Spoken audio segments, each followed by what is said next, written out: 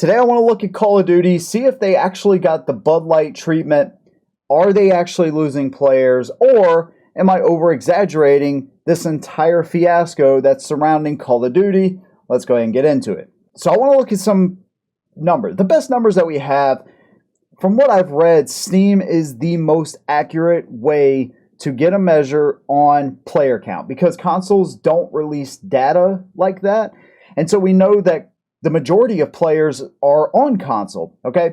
But I was able to find this website right here. It's activeplayer.io, and then you can choose all the popular games, really. But before I do that, I want to show you this website. This is Steam Charge. So this may give us the most accurate measure, and then I want to show you what some of the other websites Active Player is showing as far as consoles and PC. I assume everything all together, okay? So Steam Charts is showing us Modern Warfare 2 and Warzone. This is kind of an accurate, like 89,000 players playing 28 minutes ago, 24-hour peak, 99,000, all-time peak, 488,000. Again, this is just Steam.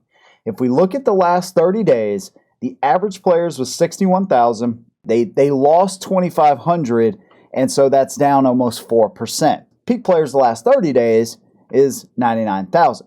So if we go down the line, if we go to November, that's when Warzone 2 actually came out. So obviously that's as far back as it's going to go.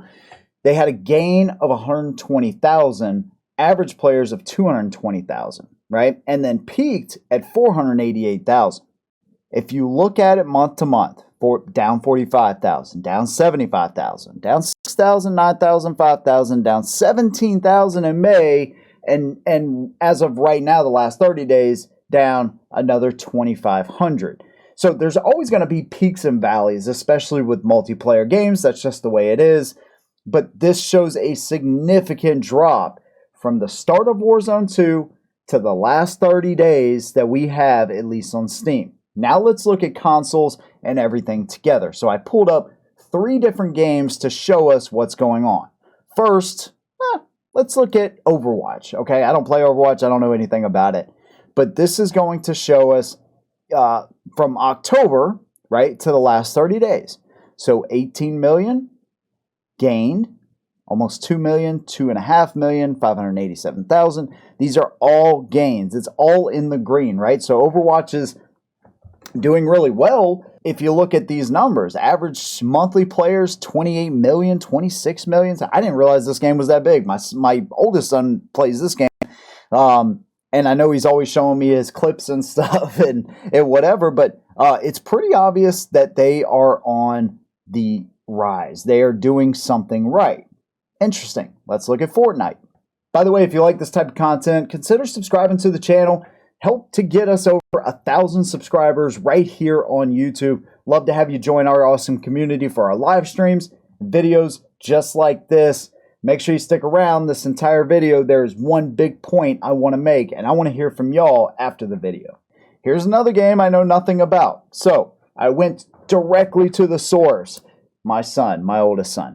And so actually my youngest son plays this one the most. But regardless, they had 8.4 million gained in the last 30 days.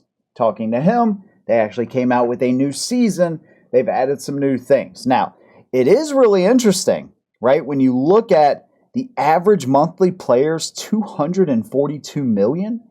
That's pretty insane, dude. That's just the last 30 days. But then when you go back to June of 2021, they've lost 8 million, then they go up 2 million, then a couple of months where they lose players, then they gain another 3 million. I mean, it really is all over the place. I know they've made changes as far as the building, and then, they took it away, and I guess maybe they've added it back, and so you have, where you can build or you don't want to build or whatever. Again, this isn't my forte. I just want to show you the numbers. Now let's look at Battlefield. This is the game that I said could take the spot for Call of Duty. It could take all those players that are sick of Call of Duty, and we're going to get to something, the main point of this entire video. So I promise you we'll get there. But again, last 30 days, they've gained 13,000. If you look at the average monthly players, 600,000, right? If we go back to February 2022, it looks like as far as this chart, they peaked at 1.1 million average monthly monthly players.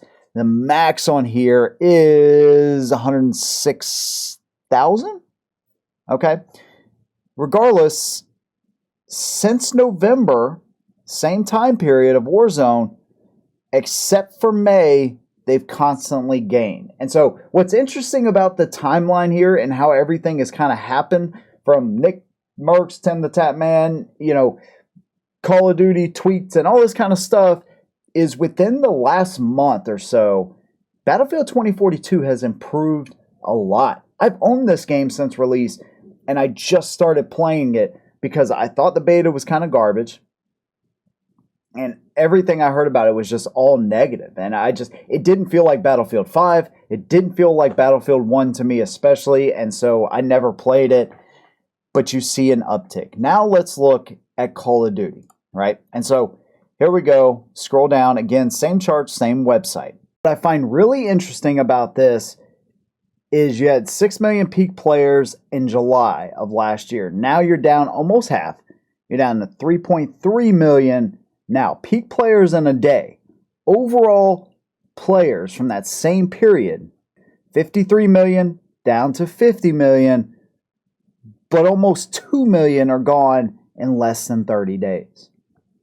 So from this tracker right here, this could put them, if they continue this trend, this could put them under 50 million average monthly players for the first time since July of 2021, right? That was still Warzone 1. That was still Verdansk, actually. So it's pretty hard to argue with those numbers, seeing as how far from grace they've dropped.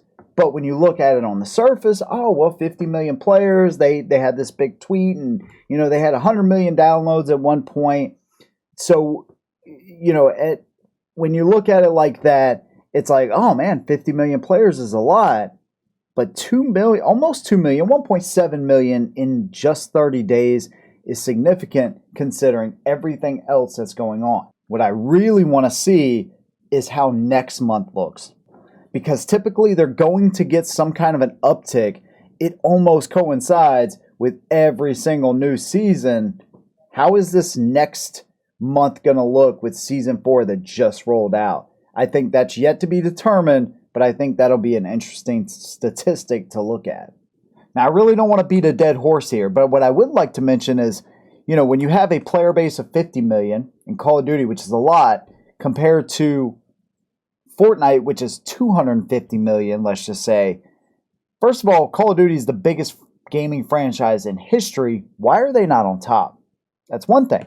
The other thing is, sometimes Call of Duty is losing, let's say 4 million or 2 million or 1.5 million. Sometimes they're losing just as much as Fortnite, as you can see right here, yet they have a much smaller player base to pull from. So the ratios here aren't exactly matching up. Let's take this, for example, right here in October 30th, when Fortnite lost 2.5 million players that month, they were down 1%. When Call of Duty loses 1.7 million, that's down 3%. When they lost 4.5 million, that's down 7%. It took Fortnite losing 22 million, that's just 9% of their player base. So again, you have to look at the ratios here. Why isn't Call of Duty on top? And you're pulling from a much smaller player base compared to some of these other games. Hell, even Overwatch has half the players that Call of Duty does, and again, it's the biggest gaming franchise in history. By the way, I've streamed Call of Duty every single day for 2 years, dude. I've stuck with this game, so it's not like I'm some kind of freaking Call of Duty hater, dude. I started in 2007 playing Call of Duty, and I've bought the game every single year since then, right? So I think what we can look at, if we go 5.5 million down to less than 3.5 million, the numbers are pretty accurate as far as Call of Duty. They are losing players. Whatever reason that may be, whether you want to say Nick Mercs, Tim the Tap Man, and the controversy around their tweeting, or you want to say the fact that they don't listen, I think that is the biggest thing, man. They don't listen. They haven't fixed the movement. They've made these bigger maps. The movement feels slower. And that's one of the key things to why I think Battlefield 2042 could take advantage of this whole situation. Because if you take the movement and how Warzone 2 feels compared to Battlefield, it ain't that big of a transition anymore. That's where I'm at with it, man. Love to hear your opinion down below. Why do you think Call of Duty is losing players? Let me know. If you like what I do, consider subscribing to the channel. Hit your notifications so you never miss one from me. See you in the next one. And as always, hold them down.